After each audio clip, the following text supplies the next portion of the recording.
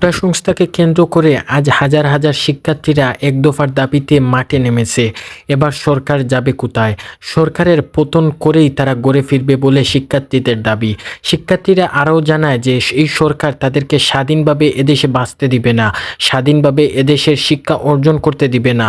এই সরকার বাংলাদেশে থাকলে বাংলাদেশের অর্থনৈতিক অবস্থা এবং শিক্ষা ব্যবস্থা আরও খারাপ হতে পারে বলে তাদের ধারণা। তারা এটা জানায় যে পুলিশ তাদেরকে কিছুতেই পিছু ছাড়ছে না। পুলিশ যাকে সামনে পাচ্ছে তাকেই গুলি করছে, এবং পুলিশ শুধু যে হাতে গুলি করে তা কিন্তু নয়, পুলিশ গুলি করে বুকে, এবং যাতে একজন ছাত্রকে প্রাণে মারা যায় সেদিকে পুলিশ খেয়াল রাখছে।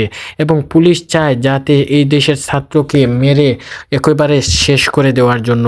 এবং পুলিশের গুলিতে অনেকেই আহত হচ্ছেন, আবার কেউ কেউ নিহত হচ্ছেন মেডিকেলে গিয়ে। এই কথাটি ছাত্রলীগদের মুখের কথা থেকে উঠে আসে।